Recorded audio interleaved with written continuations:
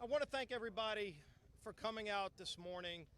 Standing behind me, many of my House colleagues, and especially a number of members of Congress who served in Afghanistan. And the first thing we want to say to all of those men and women who served our great country is thank you for your service. And to those Americans who are still abandoned behind enemy lines, we want to let you know you are our top priority. Our number one priority here as House Republicans is to make sure every single American who has been stranded behind enemy lines is safely returned home to the United States. That should be all of our focus this week.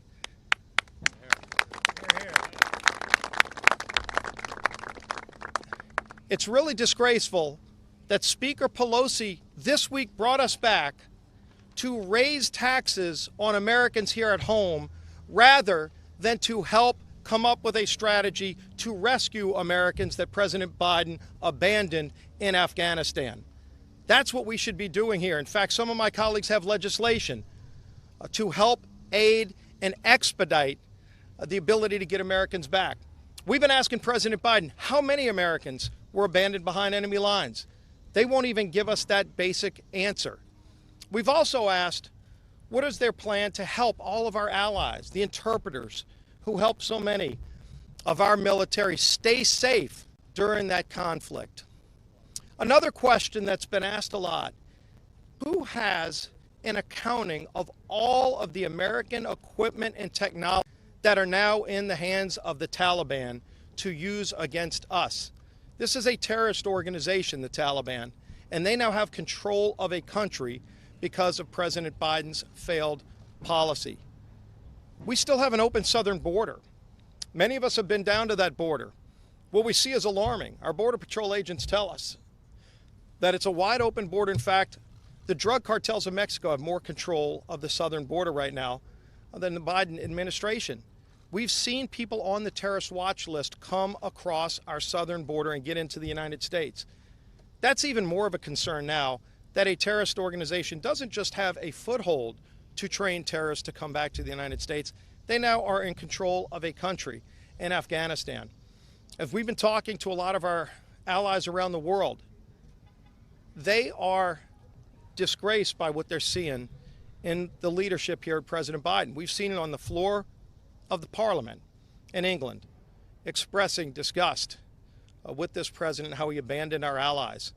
There's a lot of damage to pick up as we look at what's in front of us. But what we know right now is we want our focus, and we want President Biden's focus on rescuing every American who he left behind enemy lines, and to give us an accounting of who they are. We're going to continue to press for legislation on the House floor to confront that this week, while Speaker Pelosi is more focused on trying to raise taxes and spend trillions of dollars rather than work with us to answer these questions. Now I want to bring up one of my House colleagues, not only the leader of the Doctors Caucus, but also a veteran who served in Afghanistan, Dr. Brad Wenstrup. Thank you. Well, just for the record, well, one, thank you all for being here. For the record, I served in Iraq. And I have a quote that I'd like to share with all of you from one of the interpreters that I supported in coming to the United States. He is now a physician and a U.S. citizen, as is his entire family. And when all this started unraveling last week, he sent me a text and he said, it's very, very disheartening. American morality is being tested, and it's not doing well so far. Our morality, our reputation, our trustworthiness is all on the line. And those who serve understand it best. In April, we formed a bipartisan group called Honoring Our Promises. We were a task force. We were issuing warnings. This is in April, issuing warnings to the administration, how concerned we were about getting those that assisted us in theater out of country safely, because we felt that everything was going to fall. Their lives were on the line, and the time was now. At that point, we were just worried about our SIVs. Now we're worried about U.S. citizens. You know, there's a lot to the expression, no soldier left behind. It's not just soldiers, it's not just our military, but it's Americans. It's Americans and those that stand with America that we don't leave behind. They say it's not happening. They say people aren't stranded. A friend of mine came home from Afghanistan about 5 weeks ago, a trauma surgeon, and he got a text from one of his patients who was shot in the leg and has trouble walking right now, who said he's in hiding. He said he got a text from the Taliban that said, "We know who you are. We have all the government data. We're hunting you down. Turn yourself in because we're hunting you down otherwise." His response was, "I'm dead either way."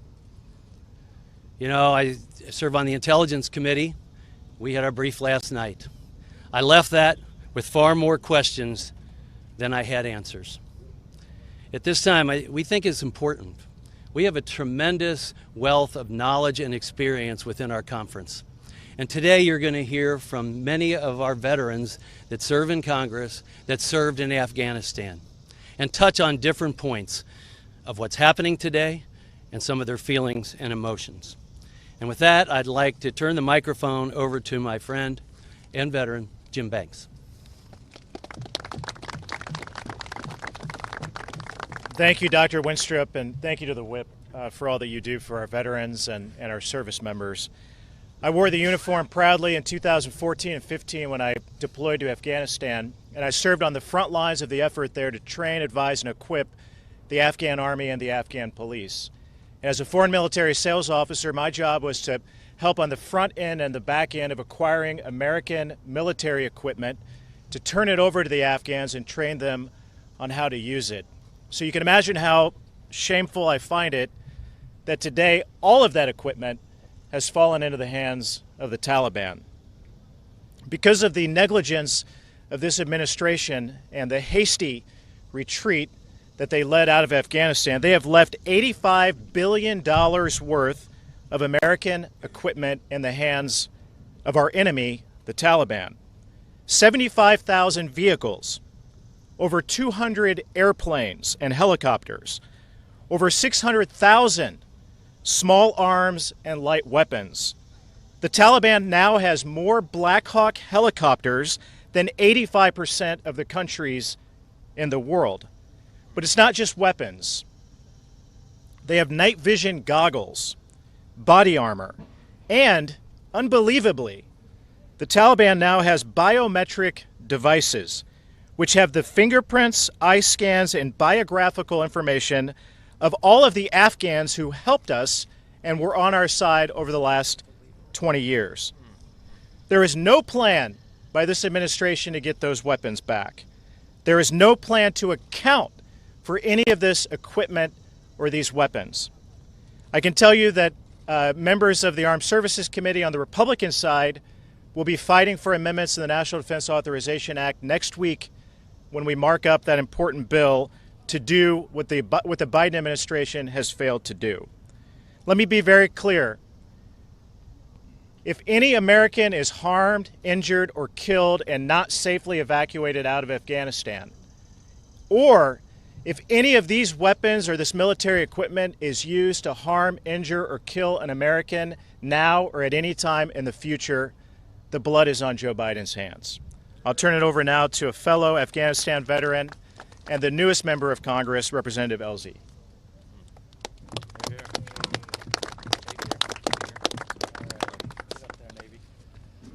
Thank you. My name is Jake Elzy. As you mentioned, I'm one of the newest members of Congress. Just took office a couple of weeks ago.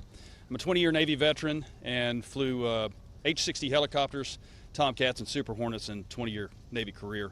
I deployed to Afghanistan in 2001 when we kicked the war off, deploying off the USS Enterprise. 2009 and 10 as a squadron commander, flying Super Hornets, and then again after I retired in 2013 as a contractor flying ISR missions out of Bagram. It's been suggested that just the fact that we have 200 helicopters and other aircraft that we've left behind, that somehow the Taliban wouldn't be capable of flying them. That's nonsense. We have enemies and adversaries throughout the world, such as China, Russia, and Iran, who are more than capable of either buying those and flying them again, or outright stealing them.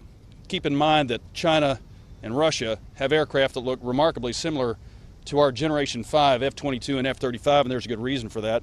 Either they copied them or they stole them outright. And Iran, I might add, has been flying for the last 40 years the F-14 Tomcat, which we embargoed any parts on over 40 years ago. And there's still 35 of them flying for Iran. So keep in mind that when we leave all this equipment behind, the idea that the Taliban somehow can't utilize those, it's not true. Secondly, most of the folks behind me and myself are working very, very diligently for a crisis situation in order to get back channel extractions for our friends and allies and Americans in Afghanistan. This is not a streamlined effort on the part of the administration, and it should be noted that everybody behind me is working very, very late at night in order to help get out as many people as we can. And finally, I deployed to Bagram in 2013 and 14 as an ISR pilot. And the idea that we only have one airfield left in the entire country of Afghanistan is more than a failure. It is an outright tragedy because we have no capacity for heavy lift for all the equipment we left behind. The airport that is in Kabul is a one-runway operation. And if you put one mortar shell in the middle of that runway, it's no longer operative. Meanwhile, we gave up 28 miles to the north, as the crow flies, a military base called Bagram, which has 2 runways, which has more than twice the capacity and heavy lift capability than that in the capital city. Additionally, it's set out in the middle of nowhere and it's easily protected from force protection standpoint. If that doesn't send shivers down your spine on who gave that kind of advice, it should. We cannot stand for this anymore, and we've got less than 10% of our folks out, and we've got 1 week to go. So I suggest to you that we need to find a better means to get this out. This is a tragedy that none of us want to be standing here talking about today. None of us want to be talking about what's going on in Afghanistan, but we've got Americans we need to get out first. And for all the talk of everything else that's going on, that's our number one priority, and those assembled behind me have insisted that that is our number one priority from the standpoint of the people standing behind me, is to get our Americans out. Thank you. Brian Mast. There's something really important that needs to be said. I want my friend Jim Baird to come up here in front for a minute next to me. This is important for all of our veterans. Vietnam wasn't lost because of guys like Jim Baird and those that he walked through rice paddies and jungles with.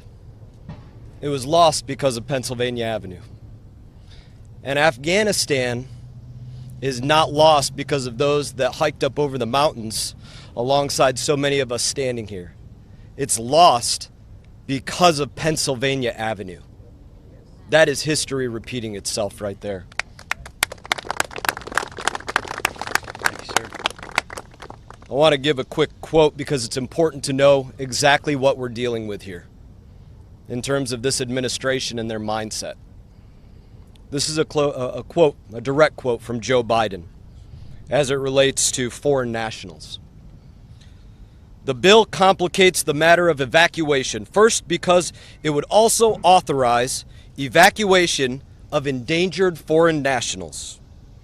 I do not believe the U.S. has an obligation, moral or otherwise, does not have an obligation, moral or otherwise, to evacuate foreign nationals. The U.S. has no obligation to evacuate 1 or 100,000 South Vietnamese. That's what Joe Biden said about foreign nationals at that time. And I think we see where his mindset is at on foreign nationals as we deal with this right now. There's a lot to be said. I'm going to pass this to Representative Gonzalez.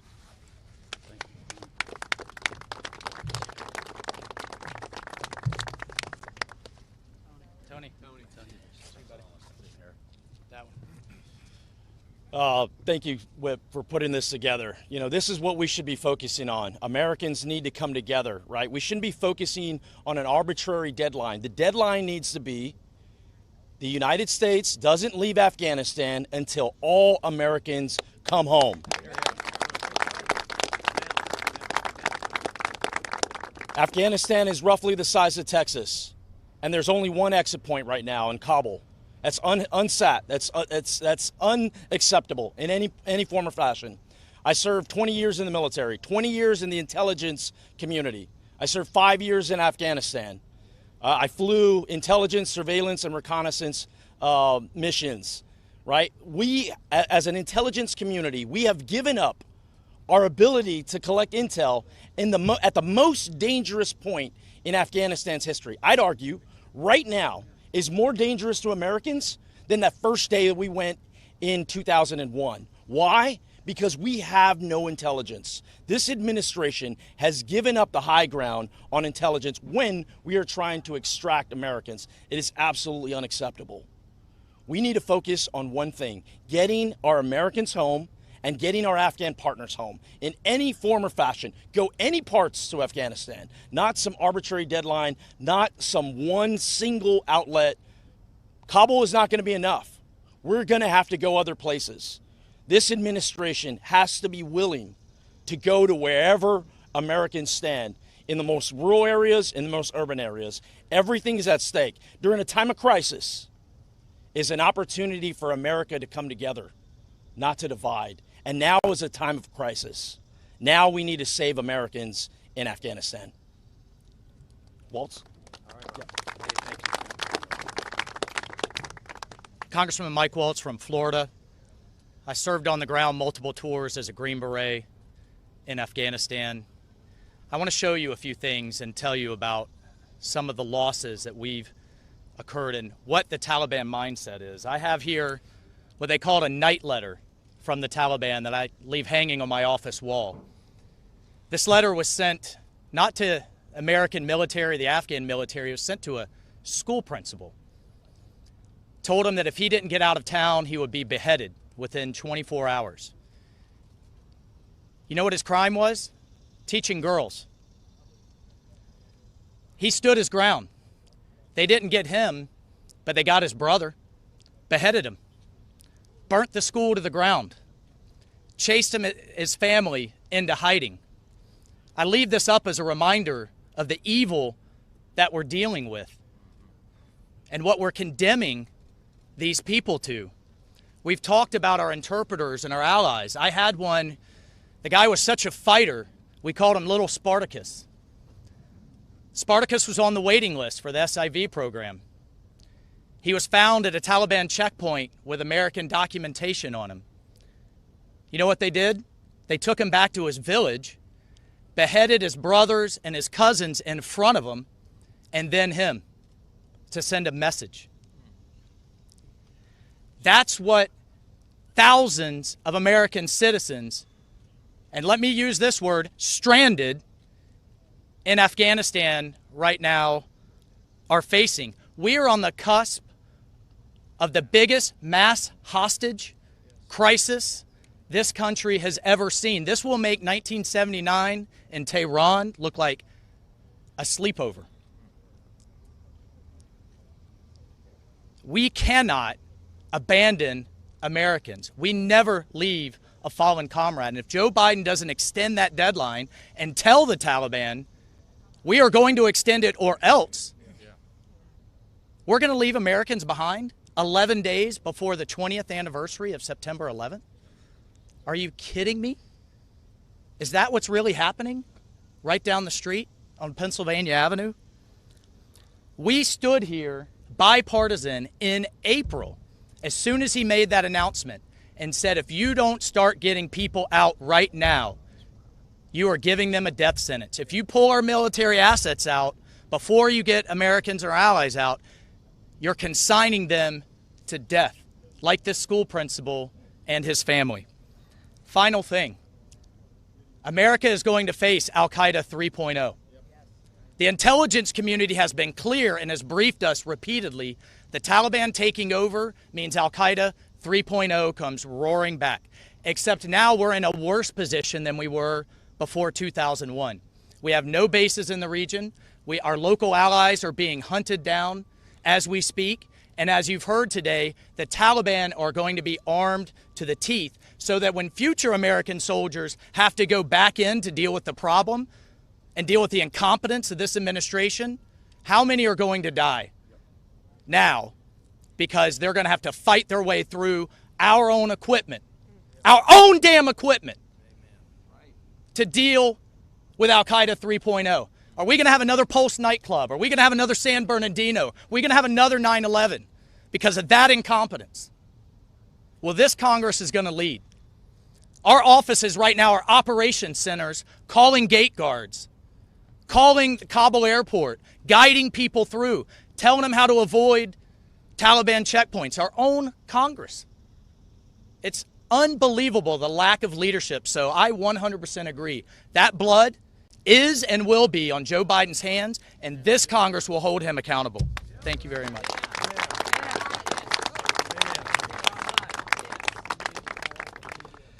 I want to thank my colleagues who are doing just what Congressman Walz talked about. My office is doing it as well.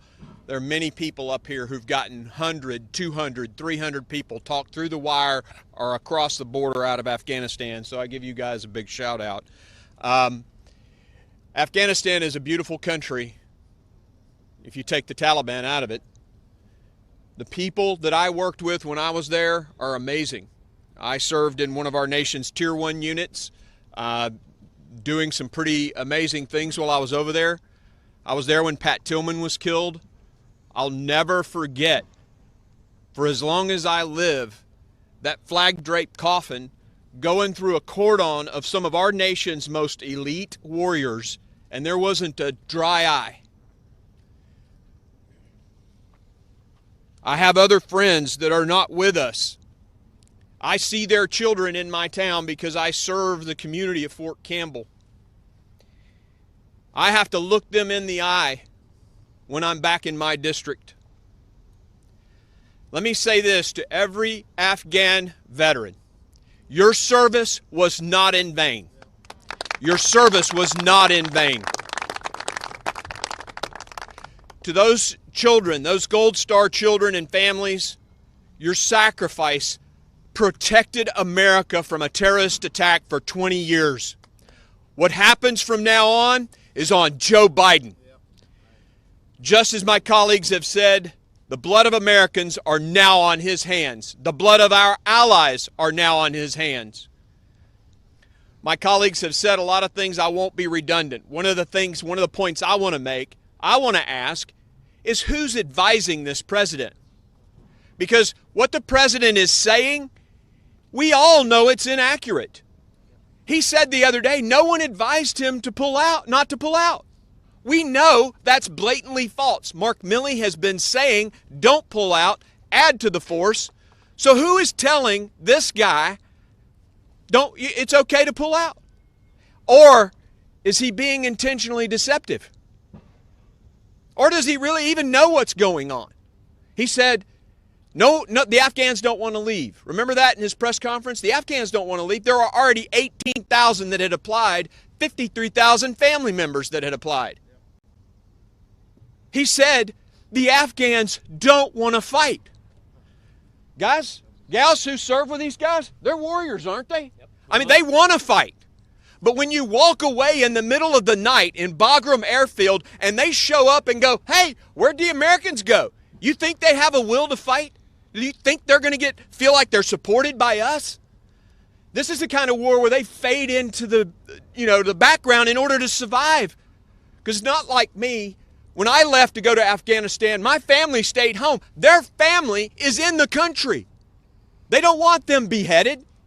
So when we abandoned them, they pulled back. They want to fight. It's a lie to say they don't. Who is advising this president, or is he being intentionally deceptive? We need to know. Thank you.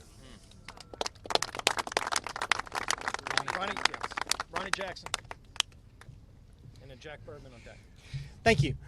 Look, I made multiple trips to Afghanistan during my time on active duty. I walked around that hospital at Bagram, and I saw the consequences of what was going on. I saw the sacrifice that took place. I saw people that would never come home to their families again because they died on foreign soil. I saw people that lost their arms, their legs, that paid an incredible price for what was going on over there. We've betrayed these people now. When I say we, I mean the Biden administration has betrayed these people. We've betrayed all that they worked so hard for. And I will tell you, I'll speak as a doctor right now, a doctor that serves on the Armed Services Committee, a doctor that served in the war on both Iraq and Afghanistan. And I'll tell you right now, that we need a commander-in-chief. We do not have a commander-in-chief, and we've not had one from the beginning here. I know I hear people say all the time, they're like, there'll be time for finger-pointing later. We need to figure out what needs to happen next right now. And I agree with that, but you know what? We are at the very beginning of this crisis that Biden has created.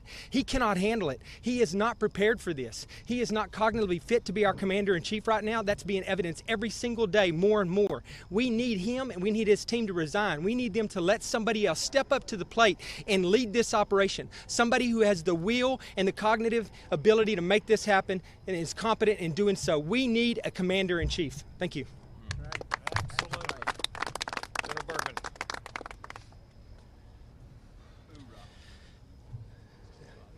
I stand amongst warriors behind me, and I know there are many of you listening today. You've heard where we are articulated much more eloquently than I could. But I would like my message today to be to all of the veterans and their families who are listening to this. All of you who've served, those of you who served in World War II, you saved the world from fascism. Those of you who served in Korea and Vietnam slowed, stymied, and stunted the growth of communism in Southeast Asia. Those of you who served in Desert Shield, Desert Storm eventually slowed and took out a ruthless dictator. And those of you who have served since 9/11 understand that, number one, the mission is not over. We, as a country and as a world, you could say we might have been asleep at the switch, or we had our priorities misplaced and the threat evolved around us. We had to respond after 9/11, and that's why we went to Afghanistan. Good leadership understands that. All right, everybody, Regina Gonzalez tapping in here to let you know that some of you are going to see a quick 2-minute commercial break. For others who will not, will continue to listen in as Republicans continue to address the situation in Afghanistan. Leadership shows, but leadership only shows when it's put to the test. Well, folks, we're being put to the test right now. The world is watching. Our Afghan partners and their families are praying. We are praying. Mr. President, step up or step out. Thank you.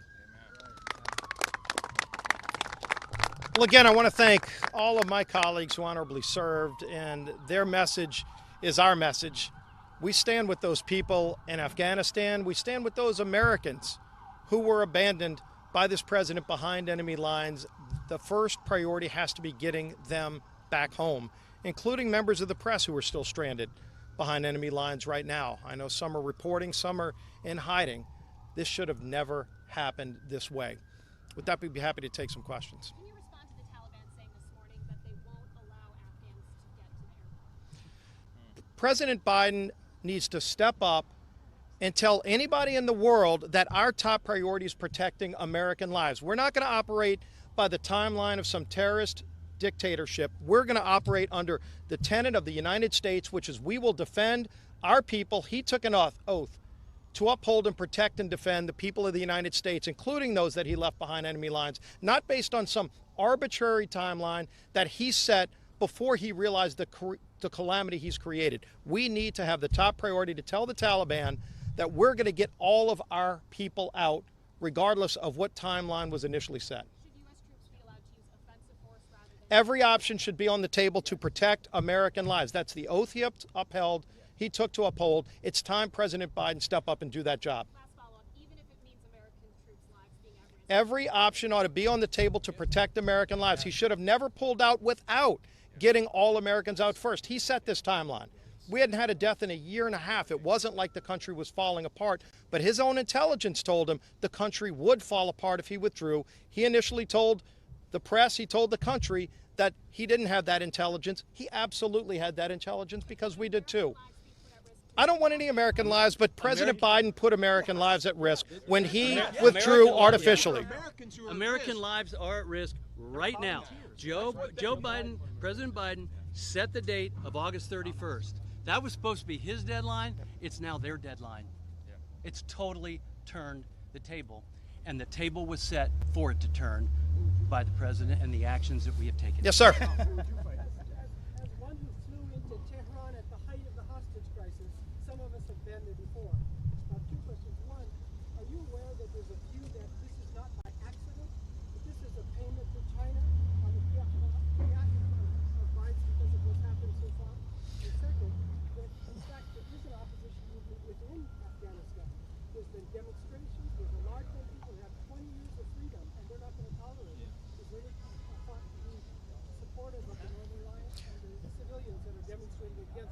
Yeah, I won't comment on rumors because there are a lot of rumors about what President Biden may or may not have committed to in advance with others over there. What I do know is that we had control of the country working with the Afghan army who were serving honorably.